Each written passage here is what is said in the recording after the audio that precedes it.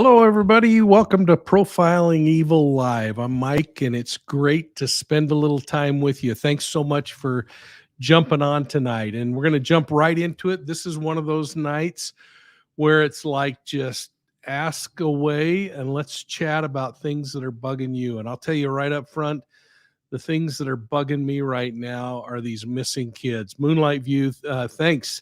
I don't know how this works. Sometimes it's like we lose you for a minute, get you back, but great to have you back. And thank you so much. I think I have got you back. Anyway, Moonlight View, thanks for becoming a new member.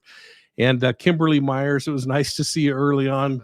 Get on. You were the first one in the chat room tonight, and it was great to see you there. And we got Sherry Myers here, Diane Phoenix, a bunch of other folks.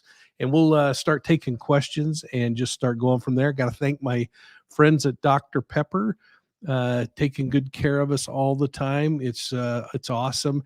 And thanks to each of you, especially those of you who have helped us out with channel memberships and then those that are in the academy level. And I hope you're enjoying the academy and the courses that are being put on in there. It'd be great to see some comment on that. Yeah, I want to start right off with East Tennessee Life. What do you think about the recent search near the Wells property?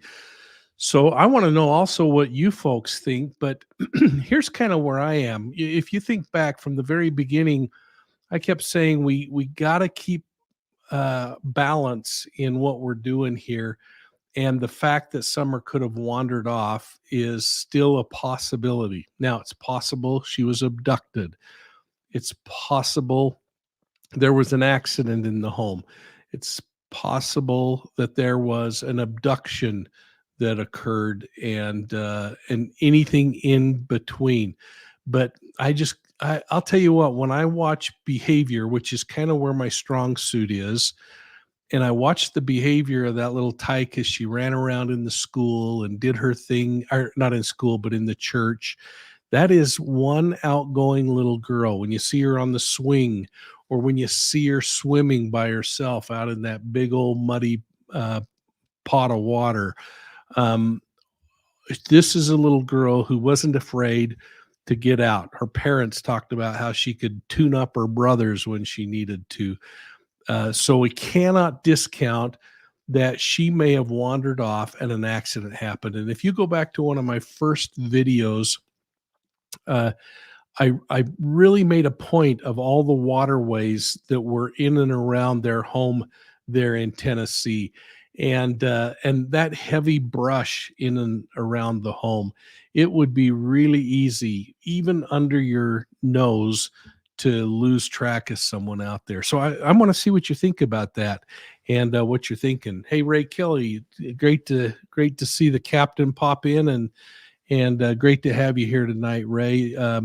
We're slowly making progress with the Dennis Wustenhoff case, and maybe we're going to get a conviction or at least a charge at some point. But thanks.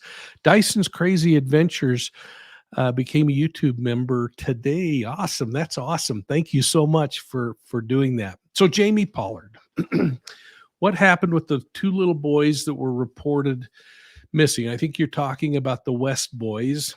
And I'll tell you, I think we're all kind of feeling the same thing, this frustration. And there are so many of these cases that we end up kind of losing track. But these are the boys in California City and Baker, California. It's now being handled by the Baker Police Department. But two little boys who went missing that clearly were not at the home at certain periods of time where there's some video captured. And frankly, I've wondered from the beginning if they ever made it to that home. But don't know what's going on.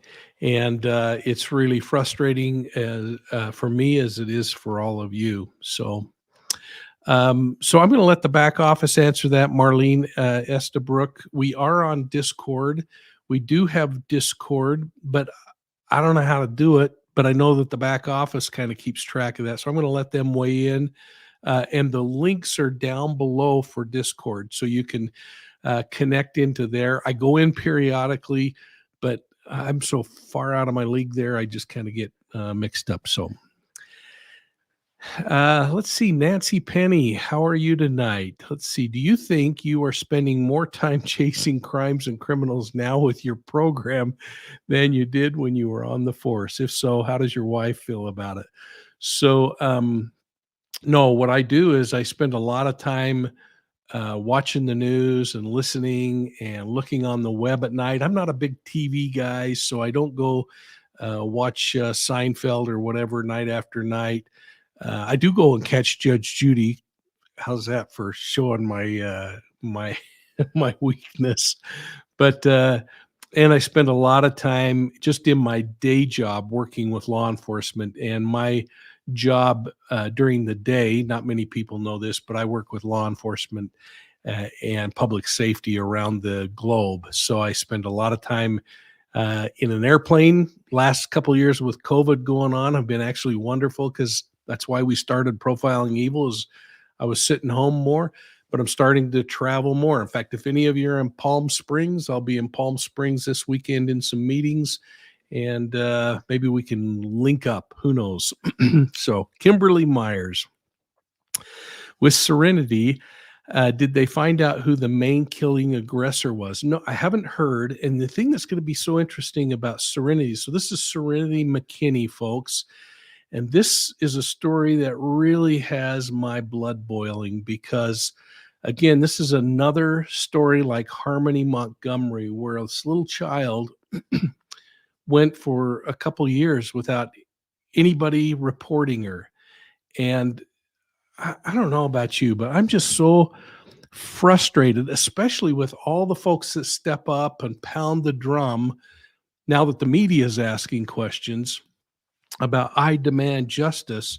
I'm thinking, where were you for the 2 years that this child was missing? And I understand as a grandparent, it's hard. Thankfully, I have children and grandchildren who I can communicate with every single day. Some grandparents don't have that. Some relationships are estranged, and they can't just call up and say, let me talk with my grandchild. But if you can't, folks, and if you worry about them, call the police, call family services, and send them over there. Your relationship's not good anyway, but you got to protect these little ones. I am so frustrated in cases like this, and with Serenity, we don't really even know what the cause of death was, and the extent to which her body was treated after her death. What we do know is that she was recovered, and there hasn't been official announcements. There are lots of ghost stories, and of course, you folks know I don't go big for the ghost stories. I usually wait until there's official information, but I'm willing to kind of share my thoughts on it. Mary Deathy Delzese, great to see you. Any thoughts on the little Agani girl in San Antonio? You know, that's really interesting. I actually spent quite a bit of time on the phone last Saturday with some folks in San Antonio talking about this very challenge in this case. And folks, if you haven't looked into this one, this little child was out playing in the apartment complex playground. Her mother slipped away for just a moment, a little Afghan child. And when mom came back, the child was missing. Now, there are some who are theorizing somebody in the Afghani community there may have taken the child. Here's my thought on these kinds of cases is that something would have risen to the surface, I think, if this was not an abduction or a child that wandered off and got lost. To me, it's less likely based on kind of what looks like repetitive kinds of behaviors with the family that this child would have wandered off, and really makes you worry about a stranger abduction, that perfect storm that happens. But what a beautiful little child, and what a heartbreak. And Chief McManus, who is a person that I know in San Antonio, has said from the very beginning they're not leaving any rock over unturned, and I really believe that. And I have a lot of respect for that chief. In fact, I had a chance to serve as well, very close to an officer who died, and after he died, and at the funeral, Chief McManus actually sent some things from his department to the widow, and I keep that officer's hat on my shelf right here to remind me of him and his sacrifice. So anyway, Nikki Bella. I heard that Don and Candace have lawyered up. I have not heard that. Be interesting if anybody else wants to weigh in on that, or Nikki, if you can put anything else in there. What we do know is Don has finally quit yapping because he's in jail for 6 months. I also saw just a week or so ago that Candace was serving as a moderator on a YouTube channel talking about the SummerWells case. So I don't know what's going on there, but the wackiness just doesn't seem to stop. Wendy, what about Harmony Montgomery? Any new news? Well, the thing that I'm reading, Wendy, I don't know if you're seeing this, is all of the hand washing that's going on between the two states as they try to figure out who dropped the ball in keeping track of little Harmony, and the fact that we don't know a lot more than that. It's really frustrating. In fact, I want to just look at something. I wrote myself a note here on Harmony that might help me remember what I wanted to say about that. If I remember right, it was like Massachusetts is saying, okay, we might have made mistakes, but New Hampshire made more mistakes. Bottom line is, this little child hasn't been found. And again, this is one of those things that just has my blood boiling, that how does a child go for several years without somebody saying, I can't see my granddaughter, I can't talk to my granddaughter? And I am not indicting parents or grandparents. I'm just having a hard time in my own mind trying to figure out how I would respond. And gratefully, my children know that there's no democracy when it comes to the protection of children. It's protect children. So anything new on Oakley in the Oakville, Washington? You know what, Becky L., you got me on this one. This one's not ringing a bell. Maybe something else could pop something up there to help me with that one. Have I ever attended CrimeCon? Actually, CrimeCon happens usually when I'm in meetings in Europe. In April, I usually have meetings, IME Girl, in Europe that last. I'm usually there for 3 or 4 weeks, and I seem to miss it every time. I try to jump on. The back office has talked about going down to represent us, and when I quit working, I guess maybe I'll have more time to do that. Let's see. What do you think about the little boy found in the freezer? Mason Dominguez, Dyson's Crazy Adventure. And I am so disgusted with that case. And I am so traumatized like you because this little child, I wonder if he had the flu or he was sick and had been injured physically.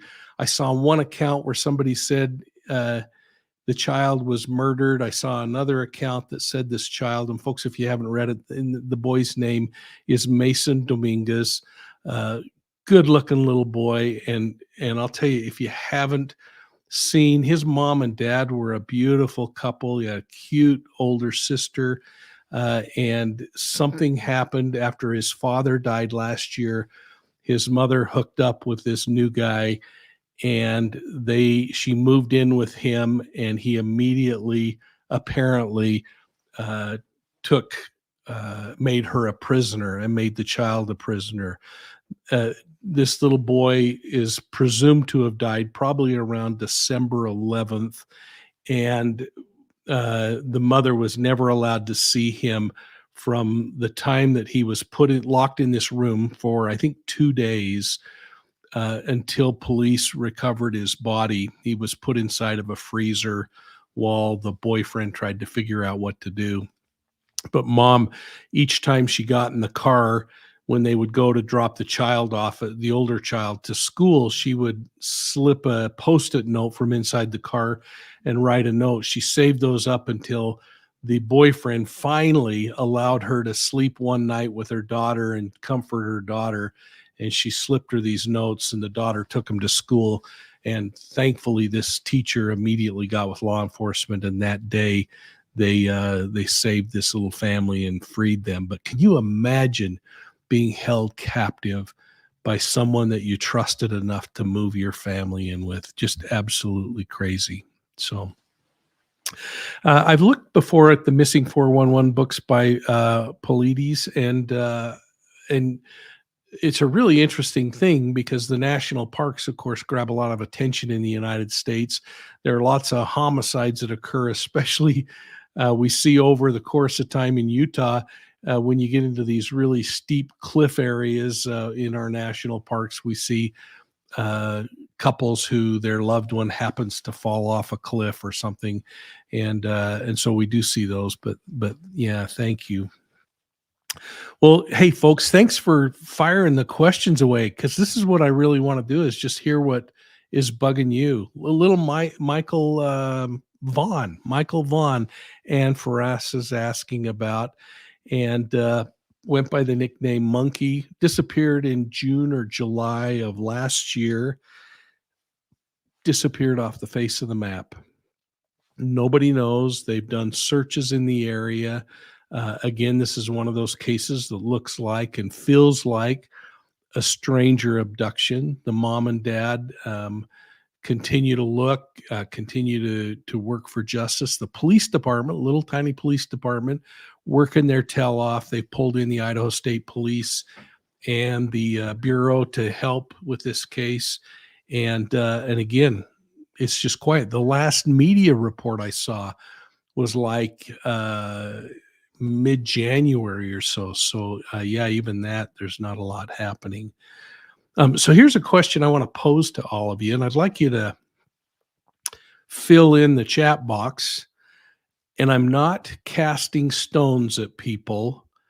I'm just scratching my head and telling you what has got me bugged so much. And I'm going to be talking a little more about this week in my weekly crime recap. But when we start thinking about these children, Harmony Montgomery, Serenity McKinney, Michael Vaughn, Mason Dominguez, SummerWells, I'm going to kind of pull off to the side because this is a tragedy, but I'm going to kind of pull this off the side and not bucket her in with the group I'm just talking about. But in all of these cases, loved ones are now jumping forward. Serenity's father, I saw some raw video of him the other day demanding justice. And I'm thinking, well, if nobody talked to this child and knew where this child was for a year, why wasn't anybody demanding justice then? And if Harmony Montgomery can be gone for 2 years, instead of pounding the table so hard today, why weren't we pounding it before? Because social media is such a powerful tool. And again, please, I'm not casting stones at these families. Maybe I'm highlighting a real problem, and that is that we're fearful to step up and say, I haven't heard from my grandkids. I'm calling family services, or I'm calling the police department to do a welfare check. But for some reason, people just stay hands off and keep hoping that things are good. And then these children go a year or 2 years without anybody having contact with them. I want to read your comments. How is that possible? And how can it be justified? And while we all can grieve for these parents that say, what happened? How does this happen? My question is, yeah, how does this happen that it goes 2 years before you start pounding a drum? And people can say, well, I wrote a letter to the police department, or I wrote a letter to the DA or the governor. You all know how stinking powerful social media is. And if you got all of these parents and said, my child's missing, I need help, I guarantee there would be so much stink being raised that government, if they were ignoring you, couldn't ignore you any longer. I just don't get it. So, Heidi Hadjney, thank you. How come so many children get killed by their parents in the USA? I don't think it's just a USA problem. In fact, I travel the world. I meet with the largest police agencies in the world all the time. And these problems are consistent and problematic everywhere. With COVID, we faced a new challenge, and that was that children weren't in school where a teacher could say, wait a minute, why do you have a bruise? Or why is there a scratch? Or why is your arm broken? They've been hunkered down in their homes for 2 years, and there the secrets, those ugly secrets, can maintain secrets. And just like the Dominguez boy, this little girl, it took months for that mom to slip a note out, and it came through the school system. Imagine all the stuff that's going to come out over the years as we get kids back in school and get more information. So, how strong of a case does the state of Colorado have against Barry Morphew? So, I don't know. I'm like you. And I can only say that from a circumstantial standpoint, there are so many powerful things that can be brought up. Now, the defense has been really successful in blocking many of those. And I might say the prosecution has been unsuccessful in continuing to get things in front of the jury. But my experience over my career was when people were attacking me as the investigator, my case, the office, that was always kind of a good sign to me that the case was pretty strong and they were just trying to raise distraction and angst to say, look, look, look, instead of trying to keep you from looking behind door number 1 or door number 2 or whatever. So my hope is that they would never charge someone for a crime that they didn't think was guilty. And we've heard them say they believe that Barry Morphew's guilty. I have to say that I trust the system. And just because someone isn't found guilty doesn't mean they didn't do it. It just means that somebody did a really poor job of presenting evidence if they had it in the first place. If it was excluded. I mean, we're listening now to people complaining about Curtis Reeves, the police officer from Tampa, who was acquitted, believe it or not, for that shooting in the movie theater last week. And I'm still scratching my head over that one. It's not an attack on your right to bear arms, folks. It's not an attack on stand your ground. It's why didn't he move? And now we're hearing that there are things that the defense on that case prevented or were successful in getting the court to not allow into court. This is a game, and whenever a jury's involved, holy cow, it is a crapshoot. So anyway, please don't write me mean letters about not protecting gun rights or not doing whatever you feel strongly about. I just always want you to know that there are kind of two sides to these issues and make a decision that you feel good about. So, Sally Langendorf, I sure enjoy your live podcasts and hearing your thoughts and comments. Oh, thanks. That's really, really nice. I really appreciate that. The trial I'm watching right now is this officer-involved shooting that's going on. I'm going to be going on to Court TV in about an hour and a half, and we're going to be talking about some other things. But I personally like to go to Court TV and see the cases that they're hitting because they always have their reporters live in the courtroom rather than just a local station that happens to pop in. So that's kind of where my thoughts are. Evangeline Winsong. Let's see. Evangeline. Mike, what are your thoughts on the Crumbley case? Should the parents be held liable in your opinion? Holy cow, that's a tough one. Of course, I don't know if you caught my short this week, but I called it criminal parenting, and the question I threw out is how many red flags that your kid is having difficulty need to be tossed into the air? How many flares need to be tossed into the air before you say, this is pretty serious, instead of walking away from school and saying, I wish they'd quit bugging me? Or my son has been killing animals and writing fantasies about killing people and raping fellow students. I think what I'll do is go out and buy him a gun. That makes good sense to me. So, what are your thoughts, folks? I don't know. Ether Bunny, thank you so much. Holy cow, that's oh, it's probably Ether Bunny, huh? Ether, Ether Bunny. Put something over my nose. That is really cool, and thank you so much, folks. I don't know if you know, it really does help when you do what Ether Bunny has just done, and I mean, we've been answering questions all night without that, but I want you to know that there are some expenses to running these YouTube channels. And when you do something like that, or you look at our channel memberships, you can do the low end of channel memberships for $1.99 a month. Those things really help us continue to knock out good quality. I hope it's good quality anyway. Allegedly, why hasn't law enforcement charged the Cali boys' adoptive parents for at least one charge, something like child neglect resulting in death or charges like that? Well, I guess number one, first reason would be, what if they're not responsible? What if it was an abduction? What if it was that the child went out in the backyard? I mean, I used to put my kids out in the backyard and say, don't eat the dirt, but have some fun out there. And so it's really difficult because you only get one dip at the well when you charge somebody with a criminal offense.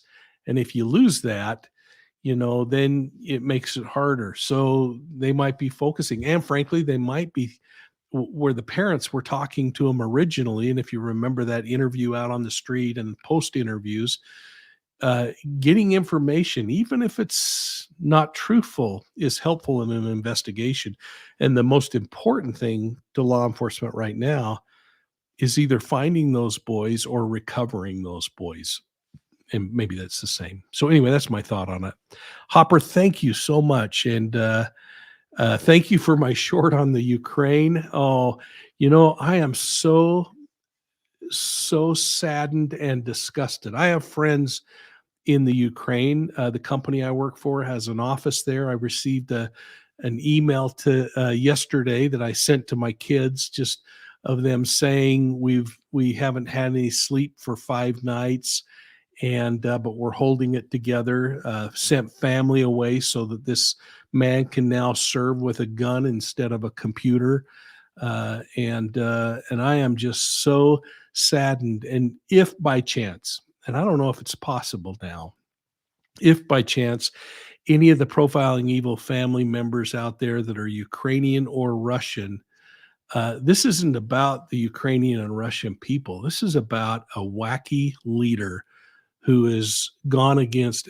It's never been it's never happened like this is happening here, the way the United Nations and NATO and the world has come together to stand in defense. And I just am disgusted. And frankly, I know that this will cost me subs tonight by saying that. And when I put the short out, for those of you that are interested, it costs me subs because people think that somehow that wackiness makes sense. And I'll just say it one more time, at the risk of losing subs. To me, it is not only evil, it's pure evil what Putin has done. So, Mike, do you think it's strange that Candace has never cried about Summer? I don't know that that's true. I've seen her fall apart on many occasions. So I guess I'd need Denise maybe a little better understanding of what you mean by that, because I've seen in a number of cases now some may argue, well, she only cries when she's being put on the spot.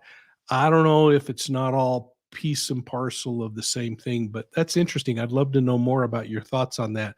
And maybe you can send me a note at profilingevil@gmail.com or something. Uh, XM Booth X, Mike, is there any news on the search for Maya Miliete?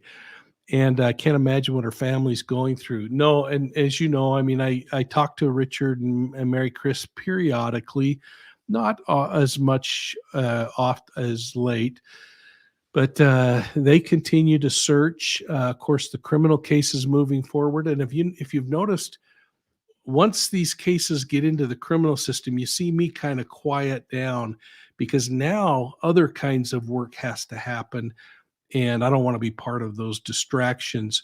But know that we're having some chats from time to time, and we still watch and wonder like you are. Let's see. Ray, sad part is there's so much violent crime happening in the country now. Criminals are not afraid to go to jail anymore. Do you think violent crime will be reduced?